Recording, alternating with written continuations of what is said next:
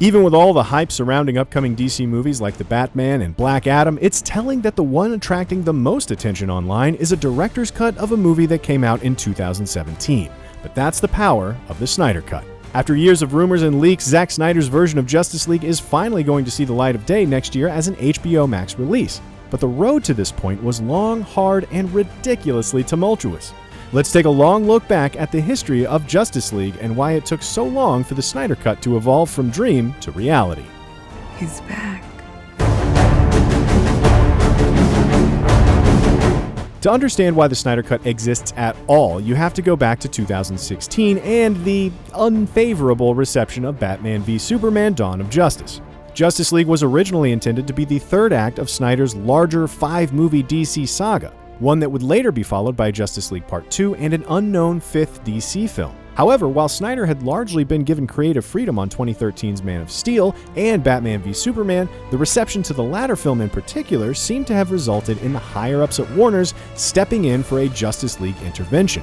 Among other details revealed during a 2016 visit to the Leavesden set, IGN learned Justice League was now planned as a standalone project rather than a two-part deal.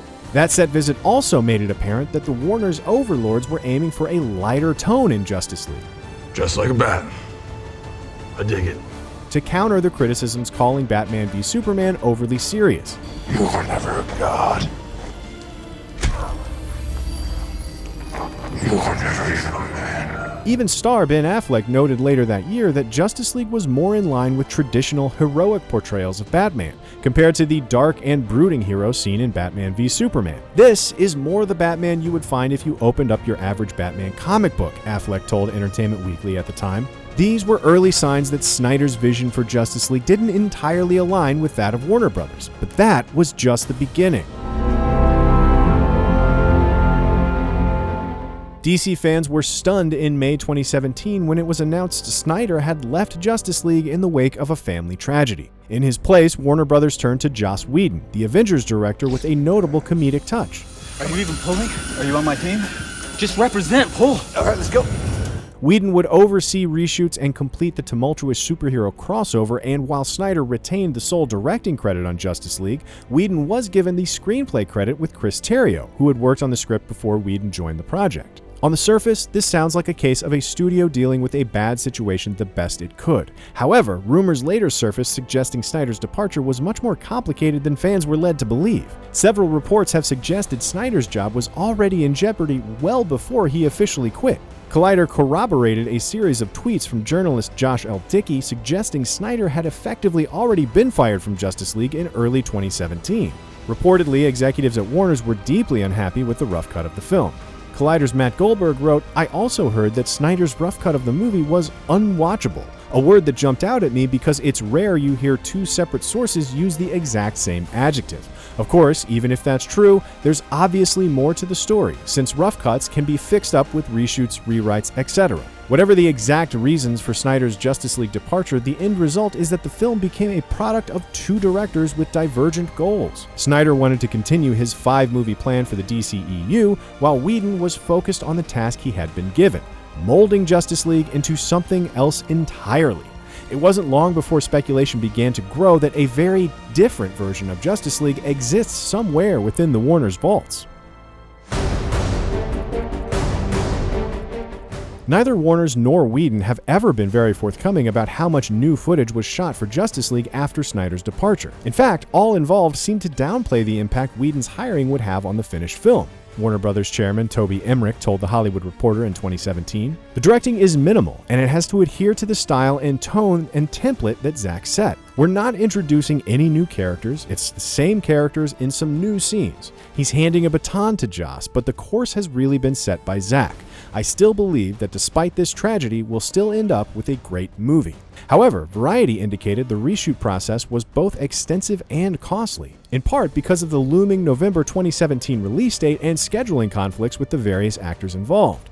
It doesn't take much detective work to see just how much the scope and direction of Justice League changed with time. Between trailers featuring some scenes that aren't in the final film and characters like Robin Wright's General Antiope and Willem Dafoe's Volko being cut from the film entirely, there's clearly a great deal of Justice League footage that was left on the cutting room floor. Henry Cavill's facial hair alone created unexpected production headaches, hence the infamous phenomenon known as MOUSTACHEGATE. Because Cavill was required to maintain a mustache as part of his commitment to Paramount's Mission Impossible Fallout, Justice League's VFX team was forced to digitally remove his mustache in post-production, resulting in, well, you can see for yourself. In fact, Superman's face serves as a telltale clue as to which scenes were shot by Whedon as opposed to Snyder, given that the digitally removed mustache is, that's a weird lip. With the majority of Superman scenes plagued by that uncanny valley effect, it stands to reason Whedon directed quite a bit of the footage that made it into the final cut. Snyder himself has given us the clearest idea of just how much footage was cut from Whedon's version. In 2019, he posted an image on Vero of what appears to be film canisters labeled ZS JL Director's Cut, running time 2:14. Whedon's Justice League clocks in at a relatively lean 121 minutes. Perhaps the growing demand for the Snyder Cut would have been avoided if the theatrical release had met with a slightly better reception. The movie opened to very mixed reviews. It now has a decidedly unfresh 40% rating on Rotten Tomatoes. That still puts it above predecessors Batman v Superman and Suicide Squad, but hardly the strong showing we'd expect from a movie featuring DC's biggest and brightest heroes. In his review of Justice League, IGN's Jim Vejvoda noted that Justice League was very clearly the product of two directors with two very different plans for the film. The story spends so much time trying to establish the new characters and share things up after BVS that the movie never quite finds its rhythm. Many hardcore superhero fans were even less impressed with the movie. All you need to do is peruse the user reviews on a site like IMDb to get the impression fans were not happy with the theatrical version of Justice League. Just a shattered movie with no heart and identity, says one reviewer. Warner Brothers should be ashamed of themselves, says another. That frosty reception was also reflected in the film's box office performance. By the time Justice League ended its theatrical run in March 2018, it claimed the dubious honor of being the lowest-grossing movie in the entire DCEU up to that point. When the tag team combo of Batman, Superman, Wonder Woman, and Flash can't sell tickets, something has gone wrong. Once the bad reviews started piling up and it became apparent just how much the theatrical release of Justice League differed from the version Snyder envisioned, a segment of the DC fanbase became very vocal in demanding the original version be released. That led to the rise of the Snyder Cut movement, #ReleaseTheSnyderCut, and a concerted push online to lobby Warner's for the film's release. Though a studio exec told the Wall Street Journal in 2018 there were no plans to release any sort of alternate cut of Justice League, the Snyder Cut movement continued to gain momentum in the months that followed. The campaign even began raising money through crowdfunding sites with the goal of using half of the funds to boost awareness of the Snyder Cut and the other half being donated to the American Foundation for Suicide Prevention in honor of Snyder's late daughter, Autumn. The fruits of that crowdfunding effort were made apparent in 2019. Several forms of advertising were spotted at San Diego Comic-Con, most notably a plane flying a banner reading WB #ReleaseTheSnyderCut of Justice League. Later in 2019, the group purchased billboard space in Times Square during New York Comic-Con. By the end of 2019, it was safe to say even casual DC fans were aware of the Snyder Cut phenomenon. Soon, the Justice League cast began joining the fray. In November 2019, Gal Gadot tweeted an image of herself as Wonder Woman with the #ReleaseTheSnyderCut. Snyder and Affleck, along with Cyborg actor Ray Fisher and Deathstroke actor Joe Manganiello, followed her example. With the theatrical release of Justice League now 2 years past, the cast seemed finally ready and willing to speak more frankly about their experiences on the film and their desire to see Snyder's original vision come to fruition.